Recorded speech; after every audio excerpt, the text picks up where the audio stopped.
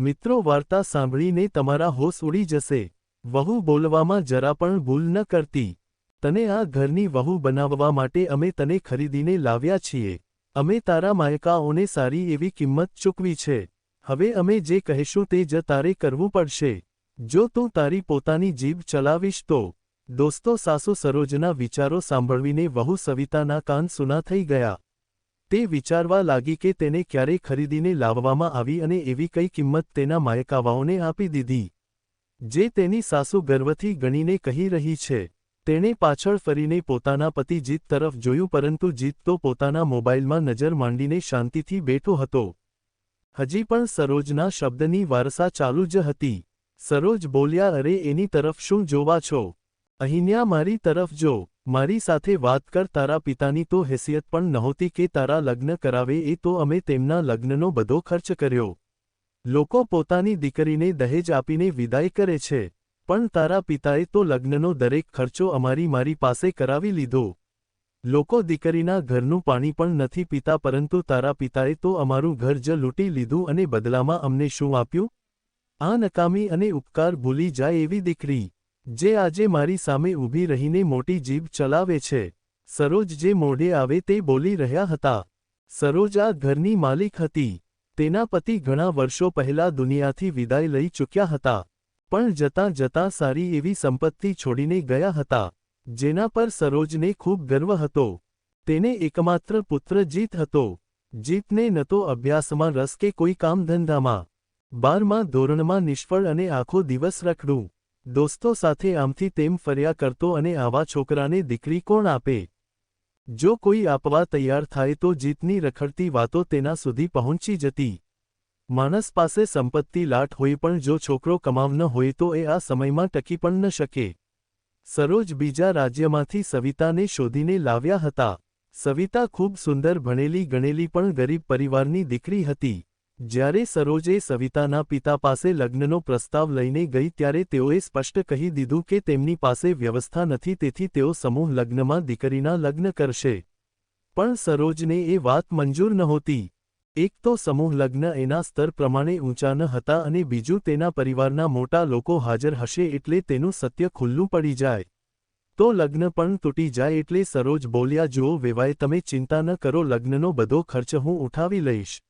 મારે એક જ દીકરો છે અને મને તમારી દીકરી પસંદ આવી ગઈ છે। તમારે જે આપવું હોય તે તમારી દીકરીને આપો, પણ મારા દીકરાના લગ્ન મને ધામધૂમથી કરવા દો। અત્યારે તો સમાજમાં આ બધું સામાન્ય થઈ ગયું છે કે જો છોકરાઓને છોકરી પસંદ આવે તો બધો ખર્ચો પોતે કરે છે। થોડો વિચાર કરીને સવિતાના પિતાએ હા પાડી। લગ્ન ધામધૂમથી થઈ ગયા અને સવિતા સરોજના ઘરની વહુ બની ગઈ। સવિતાના પિતાએ તેનાથી શક્ય હોય તેટલું આપ્યું, પણ આજે તેની સાસુ લગ્નનો ખર્ચો, વસ્તુઓ ખરીદવા સાથે સરખાવી રહી હતી। તેને લાગતું હતું કે સવિતાને લઈને આવ્યા એટલે તે તેની વાત માથું ઝુકાવીને માને। સવિતા એમ કરતી પણ હતી, પરંતુ આજે નાની એવી વાત પર સરોજ આટલું બધું કહીને બેસી ગયા। સવારમાં સરોજ પૂજા કરતા હતા અને એની તૈયારી સવિતા કરતી। સવિતા એ કરવા જતી હતી ત્યારે તેના પિતાનો ફોન આવ્યો। તેના પિતા સાથે માત્ર 1 મિનિટ વાત થઈ ત્યાં સરોજ ગુસ્સામાં આવીને બોલ્યા, વહુ, હવે શું એ લોકો સાથે વાત કર્યા કરે છે? છોડ એ લોકોને અને અહીંયા સસુરાલમાં મન લગાડ। હવે તારી ફરજ અમારા માટે છે। તને ખબર છે ને, મને સવારની પૂજાની આદત છે। સવિતા બોલી, મમ્મીજી, તમે શું વાત કરો છો? એ મારા પિતા છે, હું તેમને કેવી રીતે છોડી શકું? એણે તો ફક્ત હાલચાલ જાણવા માટે ફોન કર્યો છે, તેની સિવાય કોઈ વાત પણ નથી કરી, અને વધુમાં 1-2 મિનિટ જ વાત કરે છે। વહુનો આવો જવાબ સરોજને ચોટ કરી ગયો। તે બોલ્યા, અમે તને ખરીદીને લાવ્યા છીએ। ત્યારે સવિતાએ પલટીને જવાબ આપ્યો, માફ કરજો મમ્મી, તમે મને ખરીદીને નથી લાવ્યા। તમે તમારા દીકરાની સાથે મારા લગ્ન કરાવીને મને વહુ બનાવી છે। અમે તો સમૂહ લગ્ન કરવા તૈયાર હતા, કારણ કે અમે અમારી પરિસ્થિતિ સારી રીતે જાણતા હતા। તમે તમારી ઇજ્જત માટે ખર્ચો કર્યો હતો અને હવે તેનું નામ બીજું આપી રહ્યા છો। ત્યારે તેની સાસુ સરોજ ગુસ્સે થઈ ગઈ। જો ગરીબ ઘરની છોકરીને સારું ખાવા પીવાનું મળવ્યું તો માથા પર ચડી ગઈ। મેં તને સુખી જિંદગી આપી, નહીંતર અત્યારે ગરીબ ઘરમાં પડી હોત। ત્યારે સવિતા શાંતિથી બોલી, મને વહુ બનાવીને તમે કોઈ મોટો ઉપકાર નથી કર્યો।